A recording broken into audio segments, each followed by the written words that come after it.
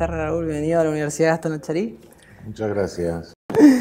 Bueno, esta charla tenía la intención de retomar algo que dijiste en tu discurso de despedida de la Corte, que era que dejabas la Corte para dedicarte a la academia. Sí. Cuando dijiste eso, obviamente surgieron muchos disparadores porque es un gran gesto el que has tenido de dedicarte de nuevo a la formación. Y mencionaste esto de formar nuevos cuadros. Sí. ¿A qué te referís o a cómo caracterizás esos nuevos cuadros en el derecho? Bueno, por un lado creo que cuando hablamos de derecho estamos entendiendo el saber nuestro, la ciencia jurídica, si querés llamarle. Bueno, no voy a discutir si es ciencia o no es ciencia. Es decir, la línea que nosotros le bajamos desde la academia, desde la universidad, desde la Facultad de Derecho, en definitiva se la bajamos a los poderes judiciales. Nosotros hacemos dogmática jurídica, la hacemos para hacer un programa de decisión de casos que está orientado hacia el Poder Judicial. El Poder Judicial es un poder del Estado. Entonces, cuando alguien me dice que el derecho no es político, yo lo miro y le digo, estamos todos locos, ¿no? Si estoy haciendo un programa dirigido a un poder del Estado, naturalmente que eso es político. No será partidista, pero es político. Bueno, nosotros hemos importado nuestra doctrina jurídica. Bueno, yo fundamentalmente hablo de derecho penal, básicamente, pero hemos importado toda, ¿no? Y la hemos importado un poco a contramano a veces, ¿no? Si bien, por cierto, el derecho constitucional sí lo trajimos un poco de Estados Unidos, por lo menos en el siglo XIX, eso se vio claro, lo cierto es que el resto de la doctrina jurídica la hemos traído de Europa continental. Y de una Europa continental que correspondía a estados legales de derecho. Una Europa continental que no conocía el control de constitucionalidad.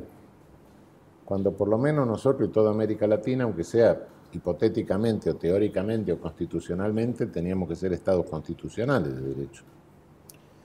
No hemos constitucionalizado nuestras ramas del derecho, en definitiva, no la hemos constitucionalizado suficientemente. Europa no conoció el control de constitucionalidad hasta después de la Segunda Guerra Mundial.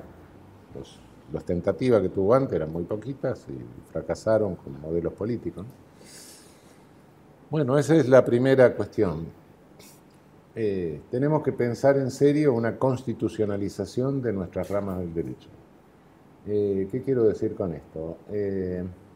Parece ser algo muy conservador decir esto, constitucionalicemos la rama del derecho. No, guarda. Hoy lo que nuestros abuelos liberales tenían que irse a buscar al derecho natural, a la razón. No, hoy está en la ley positiva. En la Constitución están los principios. Bueno, y el principio fundamental del cual se derivan todos los demás, todo ser humano debe ser tratado como persona. ¿Tratamos a todos los seres humanos como personas en América Latina? Tengo la impresión que no. Algunos parece que sí, otros son menos personas, otros parece que no son personas. Nosotros hacemos bolsa. Bueno, entonces, partiendo de esa base, hay que hacer una reconstrucción de la doctrina jurídica, pero cuidando mucho de no caer en importaciones que son riesgosas y que responden a necesidades de otras latitudes y de otros momentos históricos. Primero y fundamental, el derecho no es políticamente neutral. Siempre detrás de toda construcción jurídica hay un objetivo político. Se sepa o no se sepa, puede ser que hasta sea tan inconsciente quien la hace que no lo vea, ¿no? Pero eso es un defecto personal. El objetivo político está igual, es de la naturaleza de las cosas. Entonces tenemos que esclarecer el objetivo político. ¿Cuál es el objetivo político y cuál es lo primero que tenemos que hacer? Bueno, tenemos que impulsar el desarrollo en nuestros países. ¿Por qué? Por una cosa muy sencilla. nosotros no hemos salido del colonialismo. Naturalmente dicen, no, que sea la independencia, qué sé yo, no, pará. Esa es la versión originaria del colonialismo. Después vino el neocolonialismo. Ese neocolonialismo termina, a mi juicio, con las dictaduras de seguridad nacional. A lo largo el neocolonialismo tuvo distintas versiones, ocupación de nuestros países a través de oligarquías locales, con todas nuestras repúblicas oligárquicas, todo eso, desde Porfirio Díaz en México hasta la oligarquía vacuna nuestra, pasando por la República Bella brasileña, pasando por el patriciado peruano. Bueno, eso fue un momento de neocolonialismo. Después vino otro momento que fue ya la ocupación de nuestros territorios por nuestras propias Fuerzas Armadas. Y yo creo que ahí se terminó el neocolonialismo, crisis de los años 70, crisis del petróleo, abandono del New Deal, del welfare state, al diablo con Roosevelt, al diablo con todo eso. Acá hay una sociedad 30-70, listo. Y hoy la pugna no es ya incluso política, sino es una pugna de... Estamos en una fase avanzada, en una fase superior del colonialismo, donde ya no se busca ocuparnos con fuerzas militares, no. Se busca construir nuestra realidad a través de medios masivos concentrados, que en nuestra región tienen un poder enorme. A partir de esa construcción de realidad, estamos en una situación muy parecida, aunque con otros métodos, a lo que fueron los años 50. Todo gobierno que tenga alguna tendencia autonomista en tu sentido, una tendencia anticolonialista que pondere el desarrollo, es un gobierno al que hay que neutralizarlo. ¿Y por qué digo el desarrollo? Y digo porque la historia de los derechos humanos que nos cuentan desde el centro no es la nuestra. En el centro dicen que hay derechos humanos de primera generación que eran individuales, después vinieron los sociales, ahora vienen los de tercera generación. Entre los de tercera generación está el derecho al desarrollo. No, guarda, nuestra historia es inversa, empieza con el derecho al desarrollo, porque el primer paso al desarrollo es la independencia. Entonces nuestros primeros luchadores por los derechos humanos fueron San Martín, fueron Bolívar, fue Artigas, fue Morelos, fue el Cura Hidalgo, fue Louverture. Y sí empezó el desarrollo, movimiento independentista.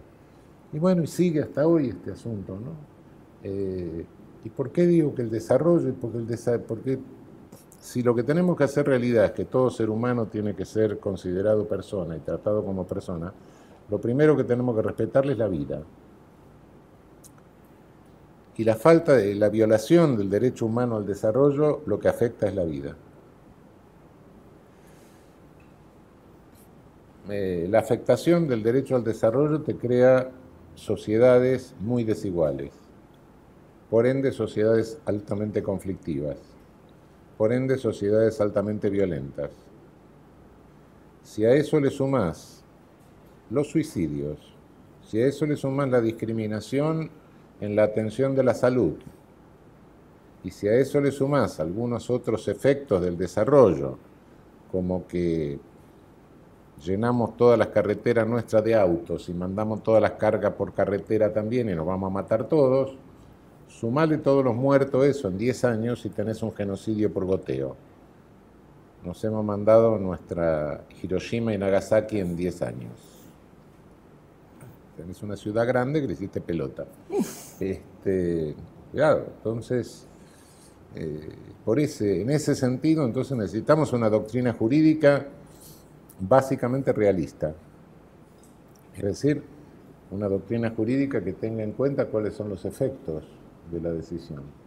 No una doctrina jurídica que se cierre en sí misma y diga con la lógica, cerrando lógicamente yo me considero conforme, con que no haya contradicción en la interpretación normativa.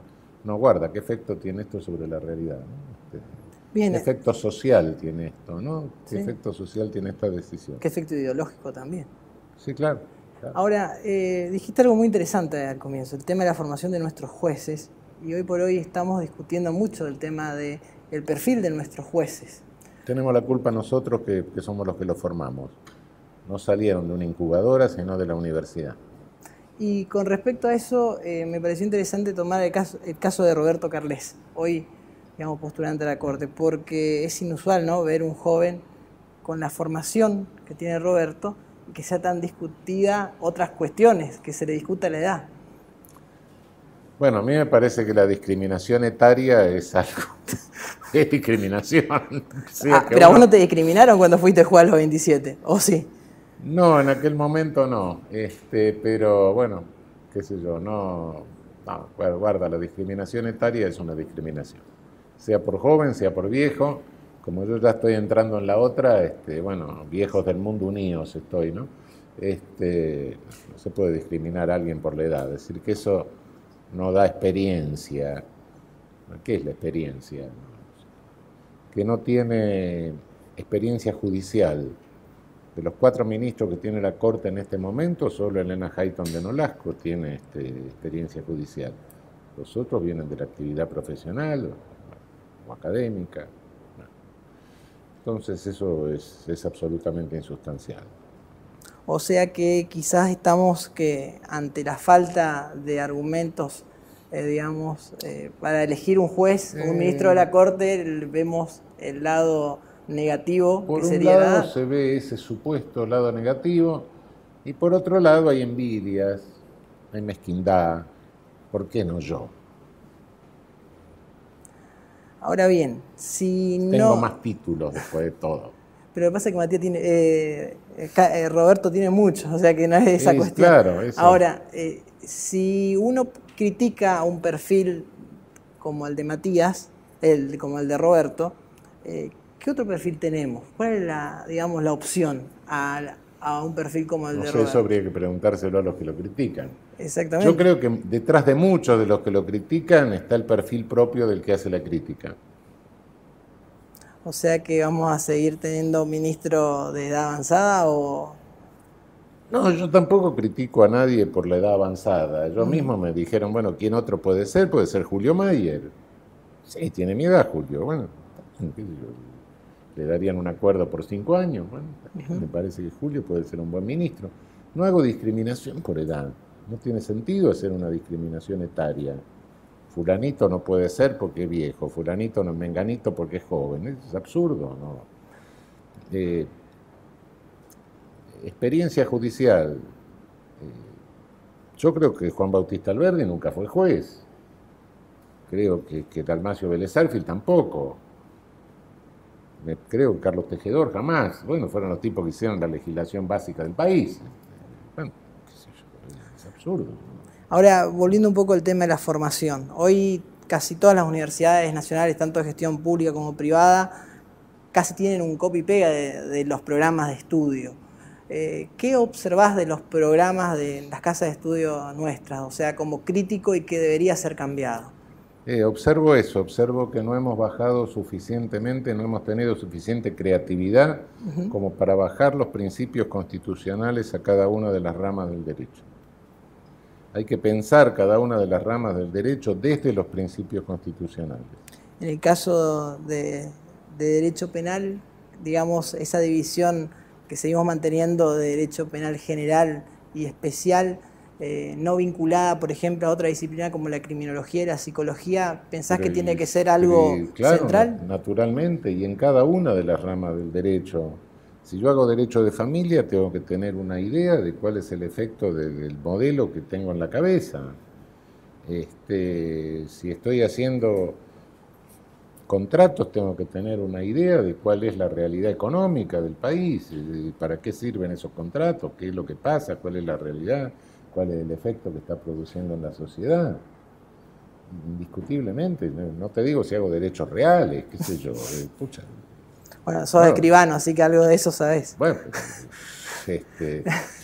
fin, no puedo hacer, si hago derecho financiero, ¿cómo no voy a tener idea de cuál es el sistema sea que derecho tributario, ¿cómo no voy a saber cuál es el efecto que eso produce en la sociedad, que es un efecto que puede ser tan o más selectivo que el penal?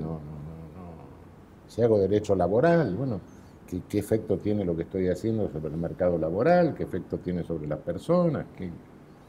¿Cómo no voy a pensar eso a la hora de hacer una sentencia?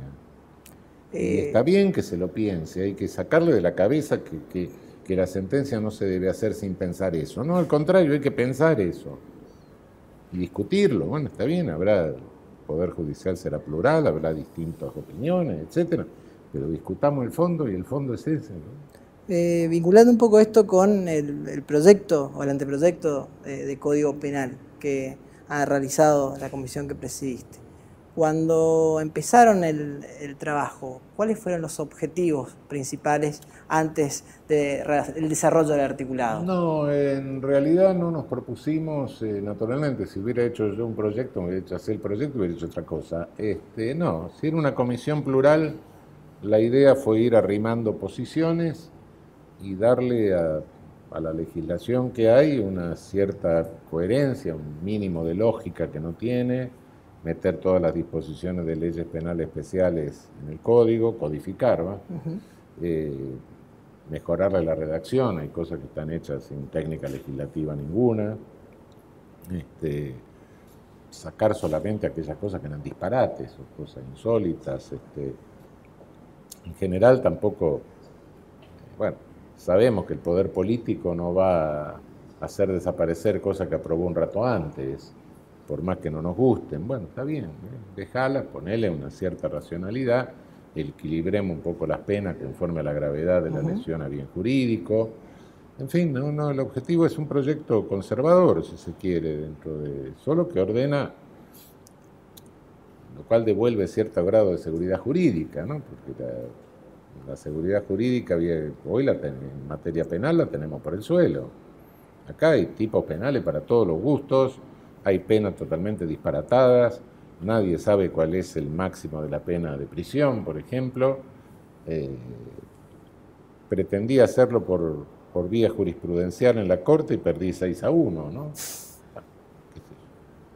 Dije, bueno, si el genocidio tiene 30 años, la pena máxima serán 30 años. 6-1 perdí. Bueno, qué sé yo. Es ese tipo de cosas lo que se quiso hacer, no más, no. Y por introducir algunas cosas, bueno, hacer desaparecer la libertad condicional y regularla en todas las alternativas, que después de todo es regular la libertad condicional, que hoy está bastante suelta, meterle penas alternativas, ¿no? Bueno, pero es ese. Por último, Raúl, esto de ser conservador el código creo que tiene una gran incorporación que es la cuestión indígena dentro del articulado. ¿Qué les llevó a regular esa cuestión? Muy tímidamente. ¿Pero qué te llevó a pensar esa cuestión? No la forma en que me hubiera gustado. ¿No? ¿Por qué decís eso? No, porque yo directamente reconocería la jurisdicción indígena. Directamente. Sí. El conflicto que se resolvió dentro de la comunidad, bueno, está resuelto, listo, no nos metamos. Esa sería mi posición. Si la comunidad resolvió el conflicto, bueno, lo resolvió, listo. Claro, bueno, ¿qué nos llevó a poner eso, a poner esto tímido, aunque sea, pero que bueno, está? Bueno, la legislación internacional que está la Argentina comprometida, porque la ha ratificado, ¿no? Bueno, es elemental, ¿no? Bueno, Raúl, muchas gracias. No, por favor.